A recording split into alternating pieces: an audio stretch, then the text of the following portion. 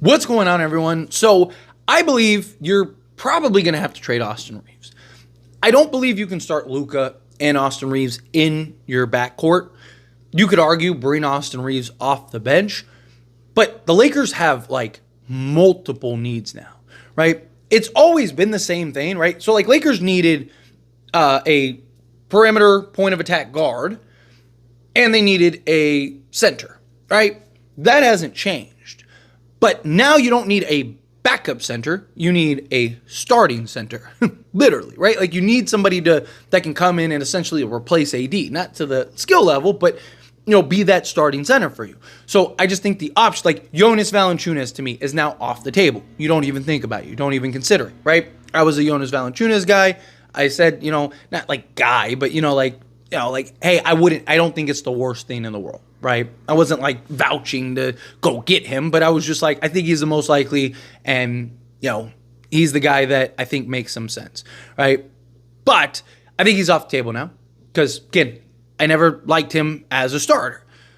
Robert Williams, who supposedly we got to keep an eye on, he's off the table in my opinion because him in a backup role, you're still concerned with the injury issues, but you're not as concerned because you always have Anthony Davis to default to. You don't have that anymore. So if he can't stay healthy, you have no starting center. So you're in the same spot you're in right now, right? So again, I think those two guys should be off the table. So you're looking at Nick Claxton, Miles Turner, guys like that, right? And then you need that point of attack guard. Can you get both a starting caliber center and a point of attack guard without trading Austin Reaves, Jared Vanderbilt, right? Because you definitely, the last thing we need to get rid of is defense now because you don't have Anthony Davis. So, like, if it's down to Jared Vanderbilt or Austin Reaves, you have to trade Austin Reaves. Because, again, you can't afford to lose Jared Vanderbilt. You need the defense. You don't need the offense. You have two of the best self-creating players ever. Right? Like literally, like this is not an exaggeration. Luka and LeBron are two of the greatest self-creating players ever. Right? Your offense, just with those two alone, you're probably going to be top 3 offense in the league. Right? You have to get the defensive pieces. And as much as I like Austin Reaves, right? Like he becomes a redundancy now with Luka because all the things that you were looking for Austin Reaves to do, Luka's going to do now. He's going to be on ball. He's going to be your main scoring option, right? He's going to be all those things. And then LeBron's going to be the second option. And there you go, right? Like, yes, I'd still be nice to have that third option, but you need a two-way guy. Could you just imagine how bad our defense would be? Even if you started Jared Vanderbilt, he's still not going to be able to mask that, right? Like, because you don't have Anthony Davis anymore. Anthony Davis and Jared Vanderbilt were able to mask D'Lo and Austin Reaves because you had Anthony Davis who covers so much ground and Jared Vanderbilt who covers so much ground. You don't have that. And a Miles Turner isn't Anthony Davis. A Nick Claxton isn't Anthony Davis. A Walker Kessler isn't even Anthony Davis. As far as the ground he can cover, at the rim, good luck, you're not scoring. But the ground that you can cover, he can't help in that regard, right? So Anthony Davis coming over and helping when Reaves gets blown by, right? Like, yeah, Turner can, Kessler or Turner, yeah, can help at the rim, but to like switch out on the perimeter and kind of be a disruptor, you're not really going to get too much of that. He can, but I'm just saying, like, not to the scale of Anthony Davis, right? There's like 2 guys in the league that can give you anything close to Anthony Davis. That's Victor Wembanyama and Giannis, right? So again, if you can, right? Like if the Lakers get like an Io and Nick Claxton, right? Then sure, fine. Keep Austin Reaves and have him be the 6th man off the bench. But I think ultimately you're not going to have a choice. You're going to have to trade him. I think at some point you're going to have to trade him because again, also you got to keep in mind how long is Austin Reaves going to want to come off the bench? Right? Is Austin Reaves going to want to spend the rest of his career off the bench? Because as long as Luka's on this team, you cannot have Austin Reaves as your starter next to him. Can you really close with LeBron, Austin Reaves, and Luka Doncic? I don't think so. I think you're cooked. Right? Like you could argue maybe your offense would be good enough to keep up, but like if you have any if you have like a 2-point deficit going into the fourth quarter, right? Like they just have to keep pace at that point, right? Like it's just, I think at some point you're going to have to do that. I don't hate the idea, and I might actually put this and break this down more in depth in a video because I've really kind of racked my brain around this. I mentioned it in a live stream, and I'm loving the idea more and more. So I might actually mention, like, do a full video breakdown and kind of go over, like, options too. I wouldn't hate trade. Could you turn Austin Reaves into Walker Kessler? And for those that are like, you're crazy, you're not trading Austin Reaves for Walker Kessler, trading Austin Reaves for Walker Kessler gets you that center that you desperately need now. Oh, and by the way, you have him with Luka for the next 10 plus years, right? But it also gets you under the first apron. And so many people I see that are like, oh, just wait for Lonzo or Bruce Brown or whomever, right? Guys with expiring contracts. Wait for these guys to get bought out. Okay, even if they did get bought out, the Lakers cannot sign them because they're an apron team. Why do you think the Clippers just made a trade to drop them under the apron? Lakers would need to shed $8 million to get under the apron. Now, you could argue, okay, well, you could do the same thing with Gabe Vincent. But the problem with that is again, is that enough to get Walker Kessler? You don't have the 2 firsts anymore. And, they wanted 2 firsts and Dalton Connect. Well, could you go, hey, instead of Dalton Connect, let's just do Austin Reaves. We'll remove the protection. And now you have Reeves plus the removed protection, just as because it doesn't matter either way, right? And now you got Luka. You're going to be good beyond 2027. So, hey, let's do that. Can you still keep your first? And you cleared the $8 million under the cap, and then also brought in Walker Kessler, and now you're in great shape, right? And then they can keep Austin Reaves or trade Austin Reaves or do whatever they want.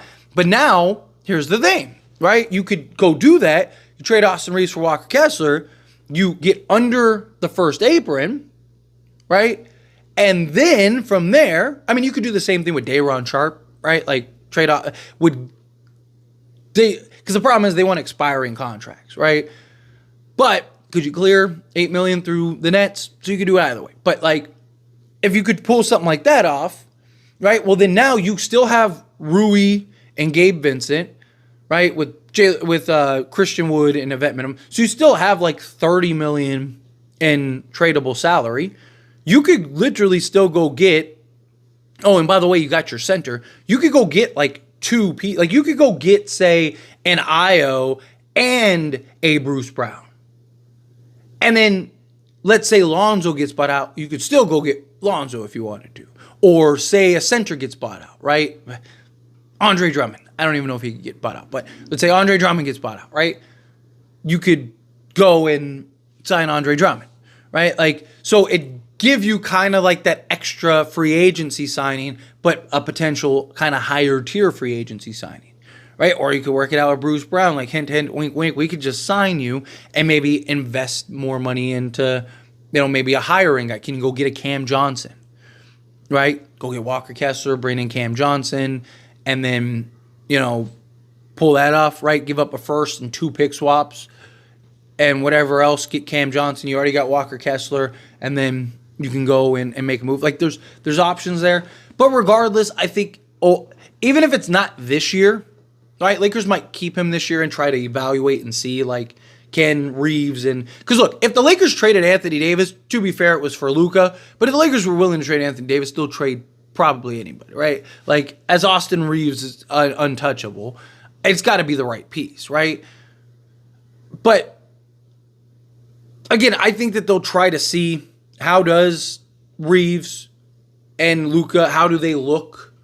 I just think that that's going to be a disaster. Offensively, you're going to be very good, right? Because you have 3 guys out on the basketball court that can all self-create, and all 3 guys can also create for others, right? So you could have, ideally, but Luka, again, is so on-ball, and LeBron can be, you have this idea of, like, the ball could constantly move, and you have 3 playmakers at all times that could essentially make plays, right? Like, that's the idea and the vision. It's probably not going to translate to that, right? And how much is Austin Reaves going to get on ball? How many opportunities is he going to get, right? Like, is he your third option alongside LeBron and Luka? Probably not.